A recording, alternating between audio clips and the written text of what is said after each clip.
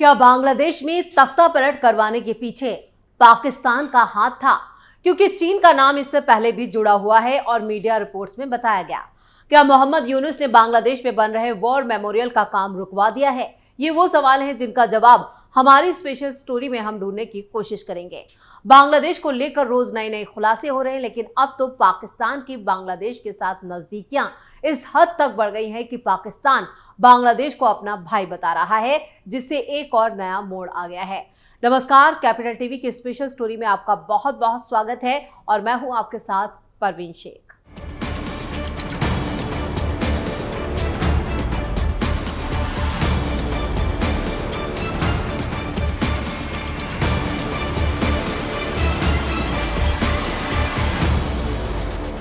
भारत से नफरत करने में बांग्लादेश इतना ज्यादा डूब गया है कि वो कुछ भी करने को तैयार है, चाहे हिंदुओं पर अत्याचार हो या फिर पाकिस्तान से बढ़ती दोस्ती। ये घटनाएं बताती है कि बांग्लादेश की अंतरिम सरकार के प्रमुख मोहम्मद यूनुस किस हद तक भारत से नफरत करते हैं।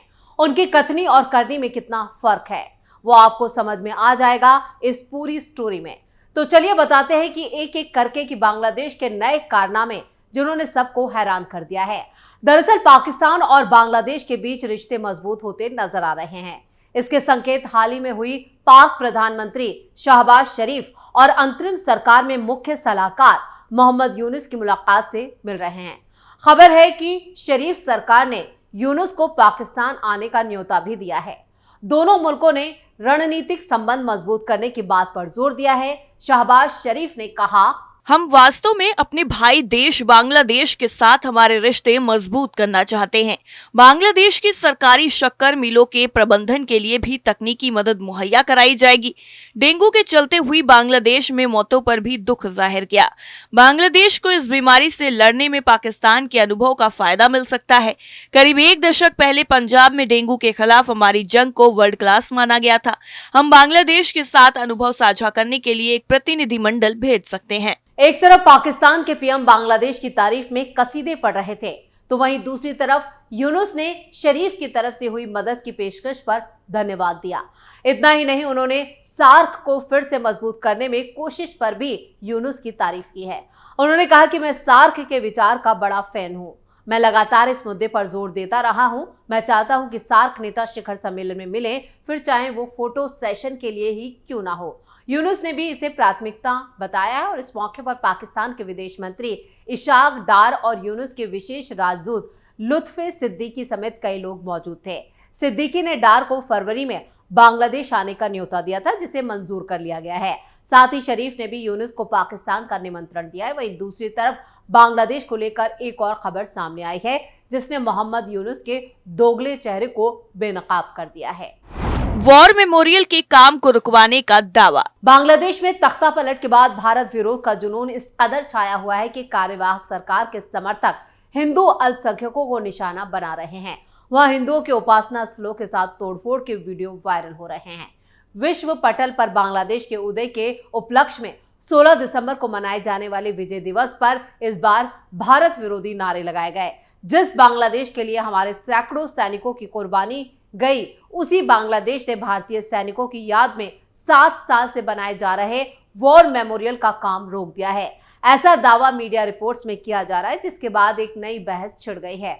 हालात यह है कि राजनयिक मिशनों को निशाना बनाया जा रहा है, राजनयिकों को तलब किया जा रहा है, राष्ट्रीय ध्वज का अपमान किया जा रहा है, हिंदू उपासकों पर कार्रवाई की जा रही है और भारत से व्यापार में रोक टोक या उसके बहिष्कार की बात की जा रही है। ढाका में भारत विरोध के नारे। ऐसा दावा किया जा रहा है कि बांग्लादेश में जब 53वां विजय दिवस मना, तब भारतीय सैनिकों की याद में बन रहा अंशुगंज का वॉर मेमोरियल सूना पड़ा रहा। अंशुगंज में जितना सन्नाटा था, उतना ही शोर ढाका की सड़कों पर सुनाई दिया, जहां भारत और पीएम मोदी के खिलाफ नारे लगाए गए।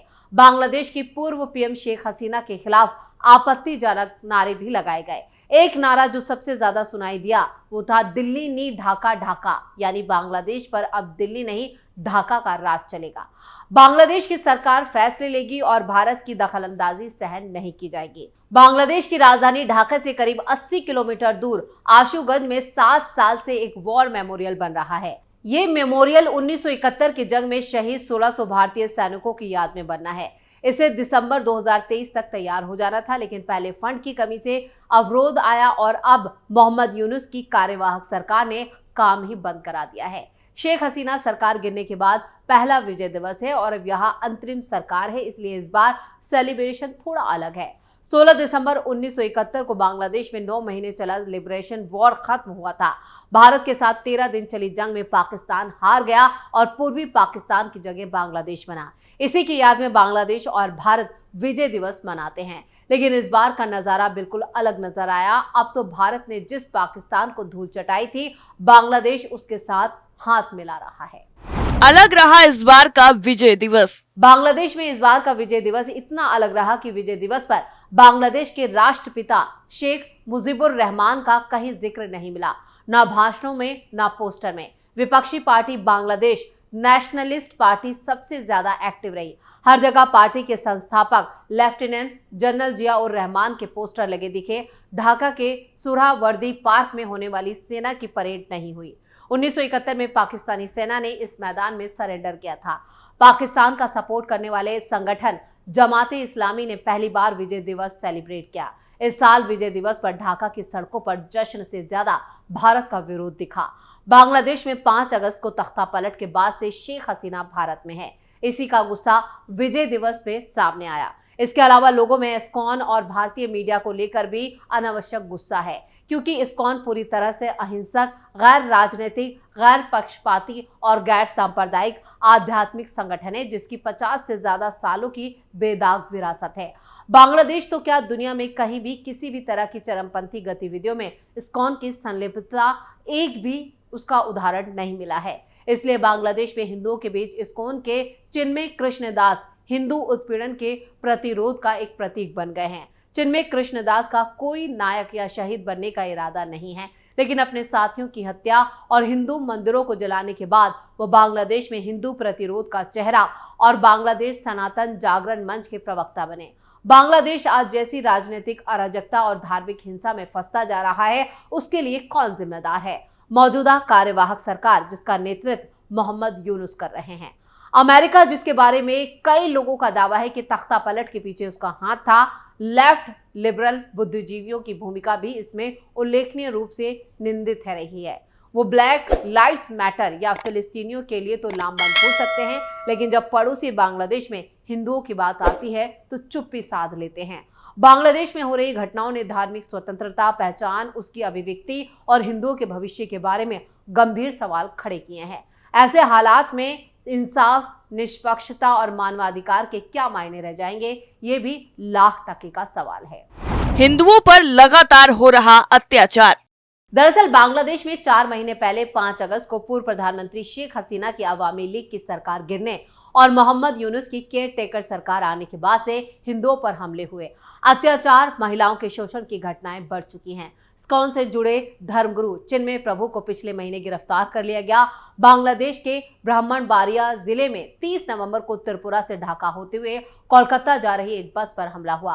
बांग्लादेश की सरकार भारत के चिर विरोधी पाकिस्तान के साथ रिश्ते बनाने में लगी है। ऐसे में बांग्लादेश से लेकर भारत तक हिंदुओं पर हो रहे अत्याचार के लिए बांग्लादेश की सरकार की भयंकर आलोचना हो रही है। भारत भी बांग्लादेश में हिंदुओं की स्थिति पर चिंता जता चुका है।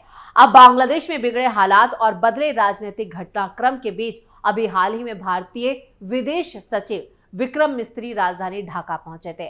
मोहम्मद यूनुस के देश का अंतरिम लीडर बनने के बाद हालात और बिगड़ गए हैं। इसी को ध्यान में रखते हुए ढाका में विक्रम ने अपने समकक्ष मोहम्मद जसीमुद्दीन को 2 टूक लहजे में कह दिया कि सबसे पहले बांग्लादेश में हिंदुओं सहित दूसरे अल्पसंख्यकों की रक्षा, मंदिरों और दूसरे धार्मिक स्थलों की सुरक्षा तय करना सुनिश्चित करें। लेकिन इन सब के बीच में एक और हैरान करने वाला खुलासा हुआ, वो भी मीडिया रिपोर्ट्स में किया गया है। दरअसल मीडिया रिपोर्ट्स में दावा किया गया है कि शेख हसीना के इस्तीफे के 3 हफ्ते बाद ही केयर टेकर सरकार ने पाकिस्तान को गोला बारूद का ऑर्डर दिया है। इस ऑर्डर में 40,000 से ज्यादा राउंड गोला बारूद, 40 टन के 2,900 RDX शामिल हैं। ये ऑर्डर 3 किश्तों में सितंबर से शुरू हुआ था और दिसंबर में पूरा हो जाएगा। इस गोला बारूद का इस्तेमाल आर्टिलरी गन में किया जाना है, जो 30 से 35 किलोमीटर की रेंज तक का हमला कर सकती है।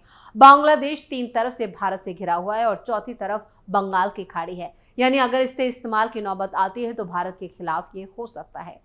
और इसी पूरी कहानी का एक पहलू और भी है, जहां एक तरफ बांग्लादेश के लोग अपने राष्ट्रपिता मुजीबुर रहमान का अपमान कर रहे हैं, तो वहीं दूसरी तरफ जिन्ना को राष्ट्रपिता बनाने की मांग कर रहे हैं। दरअसल ऐसा दावा किया जा रहा है कि बांग्लादेश की केयरटेकर सरकार ने भारत के चिर विरोधी पाकिस्तान के साथ रिश्ते सुधारने शुरू कर दिए हैं। इसके लिए वीजा सिक्योरिटी क्लियरेंस को खत्म कर दिया है।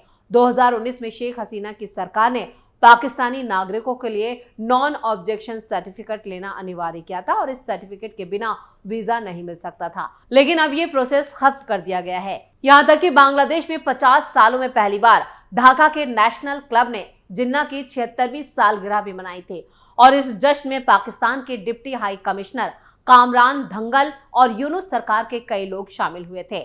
मीडिया रिपोर्ट्स के मुताबिक इसमें जिन्ना को बांग्लादेश का राष्ट्रपिता घोषित तक करने की मांग की गई।